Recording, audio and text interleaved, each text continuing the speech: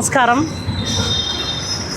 గుడిసె కృష్ణమ్మ సేవా సమితి ఆధ్వర్యంలోన ప్రతి 15 రోజులకు ఒకసారి మేము స్వచ్ఛ భారత్ కార్యక్రమము నిర్వహిస్తున్నాము. దాంట్లో భాగంగానే ఈరోజు మండిగిరి ఈ ప్రాంతంలో స్వచ్ఛ భారత్ కార్యక్రమంలోన ఈ డ్రైనేజీ క్లీన్ చేయాలనే లక్ష్యంతోన మేము ఇక్కడికి రావడం జరిగింది. అంతలోపలే మా సెక్రటరీ గారు కూడా క్లీన్ చేయడానికి అన్నీ కూడా తీసుకొని చేద్దాము అని చెప్పి వాళ్ళు కూడా సంకల్పం చేయడం మాకు చాలా సంతోషంగా ఉంది. అదేవిధంగా నేను పబ్లిక్కి ఒకటే తెలియజేసుకుంటున్నాను, మన వీధి మన ఇల్లు ఏ విధంగా అయితే స్వచ్ఛంగా పెట్టుకుంటామో మిగతా పరిసరాలు కూడా అలాగే స్వచ్ఛంగా పెట్టుకుందాం. ఈరోజు మనము విపరీతంగా విచ్చలవిడిగా ప్లాస్టిక్ని మనం వాడుతున్నాం. ప్లాస్టిక్ని ఎంత వీలైతే అంత తగ్గించే విధంగా మనం అందరం ప్రయత్నం చేద్దాం. ఇప్పుడు మేము డ్రైనేజీ క్లీన్ చేసేటప్పుడు చాలా వరకు ప్లాస్టిక్ సంబంధించిన వస్తువులే ఉన్నాయి. ఇప్పుడు అట్లాంటి ప్లాస్టిక్ వస్తువులు ఉండడం వల్ల ఏమవుతుందంటే ఒకదానికొకటి కలిసిపోయి ఆ డ్రైనేజీ బ్లాక్ అయిపోతుంది.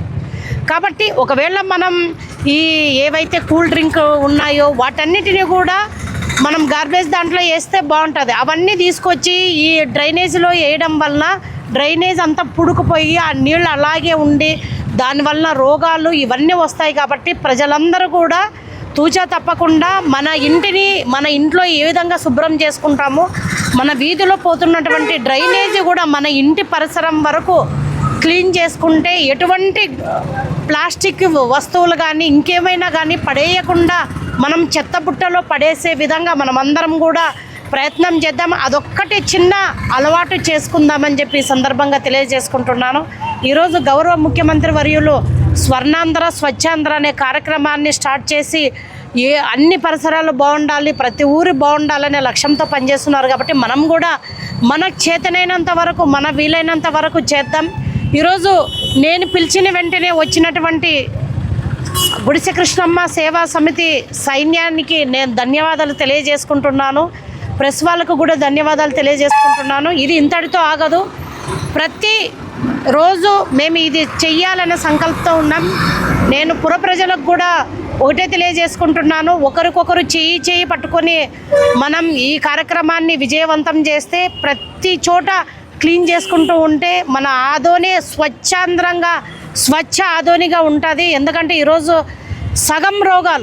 సగానికి పైగా రోగాలు ఈరోజు ఈ మురికి కాలువలో ఉన్నటువంటి నీటిపైన దోమలు వాలడం వల్ల, ఆ దోమలు మనల్ని కుట్టడం వల్ల, ఆ దోమలు మనం తినే ఆహారం పైన వాలడం వల్ల మనకి రోగాలు ఎక్కువగా వస్తున్నాయి. కాబట్టి వాటన్నిటినీ పారదోలి మన ఆరోగ్యాన్ని మన చేతుల్లో ఉంది. కాబట్టి మనం పరిశుభ్రంగా ఉందాం, ఆరోగ్యంగా ఉందామని చెప్పి తెలియజేసుకుంటున్నాను.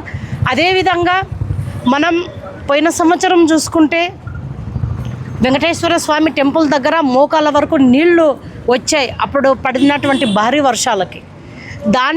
దాన్ని దృష్టిలో ఉంచుకొని ఎమ్మెల్యే గారితో మాట్లాడడం జరిగింది. అదేవిధంగా సెక్రటరీ గారితో కూడా డిస్కషన్ చేయడం జరిగింది. ఇక్కడ మనకు డ్రైనేజీ వ్యవస్థ అస్తవ్యస్తంగా ఉంది.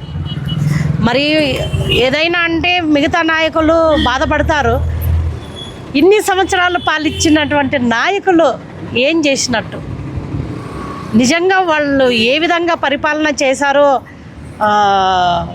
వాళ్ళకే తెలియాలి. 15 సంవత్సరాలు ఏకదాటిగా ఎమ్మెల్యే ఉన్నటువంటి వ్యక్తి ఇది కనిపించలేదా అని నేను అడుగుతున్నాను. ఎందుకంటే పదే వాళ్ళు తిట్టడం వలన కూడా మాకు నోరు నొప్పిలేస్తుంది. వాళ్ళని అని మాకు కూడా బేజారు వస్తుంది. చూస్తున్నటువంటి ప్రజలకు కూడా ఏంటి ఇది అంటున్నారు. మేము డెవలప్మెంట్ పైన దృష్టి పెట్టాం. ఈరోజు మేము ఛాలెంజ్ చేస్తున్నాము. మా ప్రభుత్వ హయాంలోన మా ఎమ్మెల్యే గారు, అదేవిధంగా గౌరవ ఇన్ఛార్జ్ అయినటువంటి మీనాక్షి నాయుడు అన్న, అదేవిధంగా జనసేన మేమందరం కలిసికట్టుగా, మిగతా నాయకులు అందరం కలిసికట్టుగా ఈరోజు ఆదోనిని డెవలప్ చేయాలనే లక్ష్యంతోన ఎన్ఆర్జీఎస్ ఫండ్స్ అయితేనేమి దాదాపుగా మేము తీసుకొచ్చడం జరిగింది. అదేవిధంగా మొన్న నారా లోకేష్ గారు వచ్చినప్పుడు కూడా ఆదోనికి కావాల్సినటువంటి డెవలప్మెంట్కి సంబంధించినవి కూడా మేము మాట్లాడడం జరిగింది. దానిలో భాగంగానే ముస్లిం మైనారిటీస్కి కూడా ఏవైతే పెండింగ్లో ఉన్నాయో అవన్నీ కూడా క్లియర్ చేయాలి అని చెప్పి నారా లోకేష్ అన్న మాకు చెప్పడం జరిగింది. దాంతోపాటు ఈరోజు ట్రాఫిక్ అయితేనేమి ఇంకేదైనా కానీ వాటిని కూడా క్లియర్ చేయాలి అనే లక్ష్యంతోనే మా ఎమ్మెల్యే గారు పనిచేస్తున్నారు, మా ఇన్ఛార్జి గారు కూడా పనిచేస్తున్నారు. కాబట్టి ఇన్ని సంవత్సరాలుగా నోచుకున్నటువంటి డ్రైనేజీకి మా ఎమ్మెల్యే గారు ఆల్రెడీ గ్రీన్ సిగ్నల్ ఇవ్వడం జరిగింది. ఈ డ్రైనేజీ అక్కడి నుంచి ఆ లాస్ట్ వరకు కూడా దాదాపుగా 2.5 అడుగుల వెడల్పుతో అటు సైడు ఇటు సైడు డ్రైనేజీని ఏర్పాటు చేయాలనే సంకల్పం మేము గట్టిగా పట్టుకున్నాం. ఖచ్చితంగా తొందరలోనే డ్రైనేజీ ఏర్పాటు చేస్తే ఈ రోడ్డు మీద నీళ్ళన్నీ కూడా డ్రైనేజీలోకి వెళ్ళి మనకు కూడా రేపొద్దున ఎంత పెద్ద భారీ వర్షం వచ్చినా కూడా ఆ వర్షానికి ఎటువంటి ఇబ్బంది లేకుండా ఉండేటట్టు చేయాలని చెప్పి తెలియజేసుకుంటున్నాం. అదేవిధంగా ఇందాకనే అక్కడ ఇళ్ళల్లోకి పోయొచ్చాం, వాటర్ ప్రాబ్లం ఉంది అని చెప్పడం జరిగింది.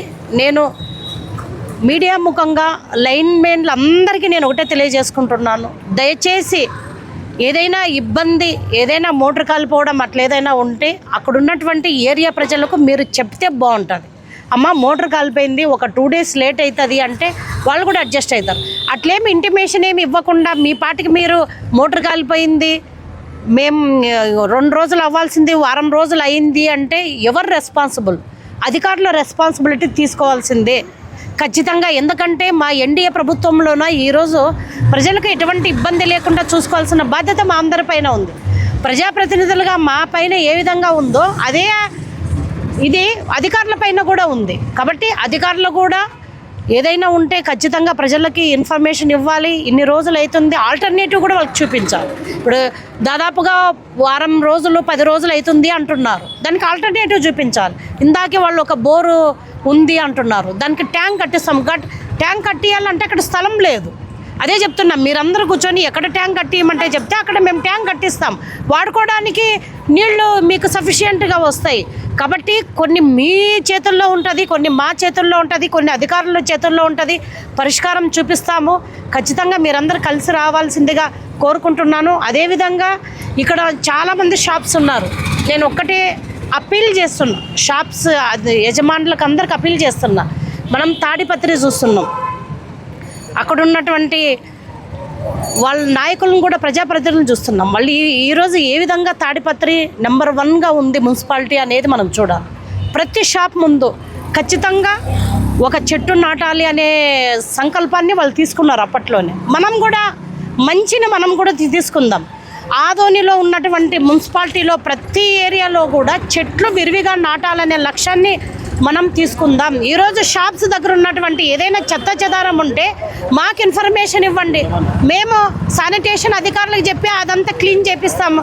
ఈరోజు ఎక్కడికక్కడ పెట్టుకొని కనీసం మీ షాపుల ముందు కూడా క్లీన్ చేసుకోకుండా ఉంటే ఎట్లా ఉంటుంది? కాబట్టి స్వచ్ఛ ఆదోని అనేది నా సంకల్పం.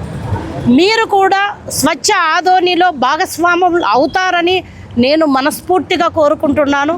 ఆదోనిలో ఉన్నటువంటి ప్రజాప్రతినిధులకు, మాజీ ప్రజాప్రతినిధులకు, అదేవిధంగా నాయకులకు, కార్యకర్తలకు, అన్ని పార్టీల కార్యకర్తలకు నేను ఛాలెంజ్ విసురుతున్నా.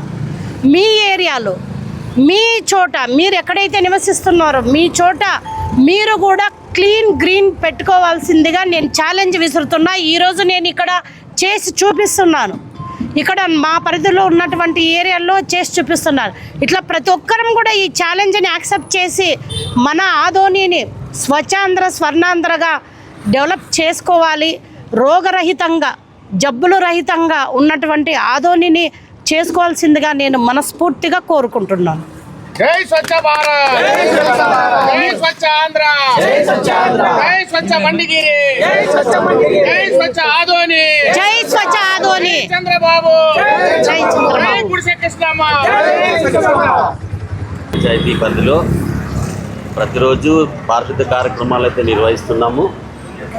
మనకున్న సిబ్బంది, మనకున్న వెసులుబాటు, మనకున్న ఇదిలో మనం పారిశుద్ధ కార్యక్రమాలు మెరుగైన రీతిలో అందించడానికి ప్రయత్నం చేస్తున్నాము.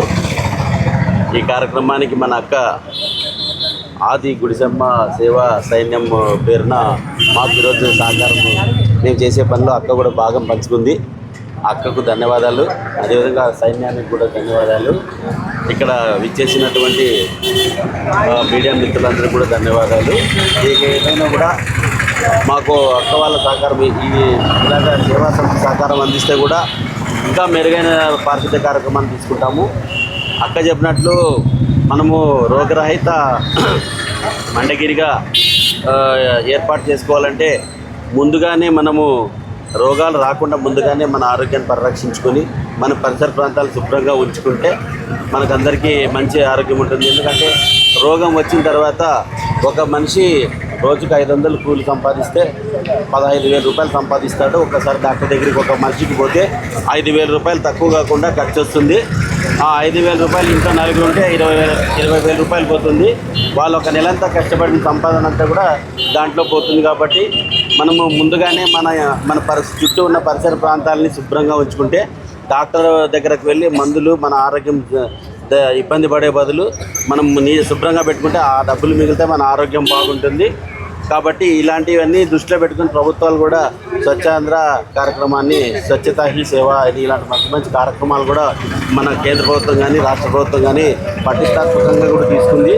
ఈ కార్యక్రమాలన్నిటినీ మనందరం కూడా మరింత బాధ్యతగా నిర్వహించి మంచి ఫలితాలు తీసుకొని వచ్చేదానికి అందరూ కృషి చేయాలని కోరుతూ మీ సంకల్పంలో మేము కూడా సపోర్ట్ చేసి మంచి రిజల్ట్ తీసుకుంటాం. జై స్వచ్ఛ భారత్, జై స్వచ్ఛ భారత్, జై స్వచ్ఛ భారత్, జై స్వచ్ఛ ఆదోని, జై స్వచ్ఛ ఆదోని. నా పేరు వి సురేష్ బాబు, పంచాయతీ అభివృద్ధి అధికారి, మండగిరి గ్రామ పంచాయతీ. మనం స్వచ్ఛ